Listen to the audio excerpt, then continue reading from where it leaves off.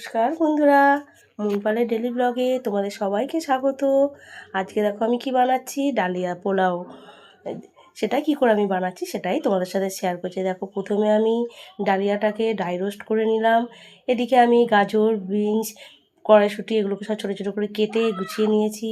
কড়ায় তেল দিয়ে তার মধ্যে গোটা গরম মশলা, তেজপাতা দিয়ে দিলাম। দিয়ে এবার ভেজিটেবলসগুলো একটু ভেজে নেব। একটু হালকা ভাজা হয়ে গেলে তার মধ্যে একটু কাঁচা লঙ্কা দিয়ে দিলাম। একটু হালকা ঝাল ঝাল লাগলে ভালোই লাগে খেতে। কাজু কিশমিশ তো দিতেই হবে পোলাওতে।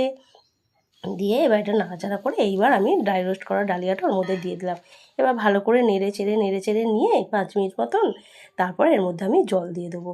জলটার মাপটা যেমন পোলাওতে দেয়, যতটা আমি ডালিয়া দিয়েছি তার ডবল জল দিয়ে এবার সেটাকে ভালো করে একটুখানি ফুটতে দিয়ে এর মধ্যে এবার একে একে একটু কালার ফুড দিলাম। হ্যাঁ, কারণ একটু পোলাও খাবো, হলুদ রং না করলে হয়।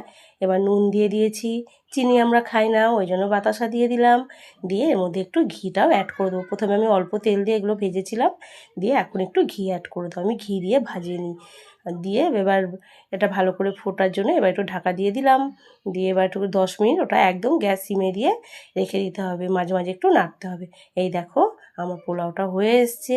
একটু যত ঠান্ডা হবে এটা তত ঝরঝরে হবে, খেতে ভীষণ সুন্দর লাগে। টিফিনেতে খুব ভালো হেলদি খাবার। তোমরা সবাই বলো কেমন হয়েছে, কমেন্টে জানাও। নমস্কার।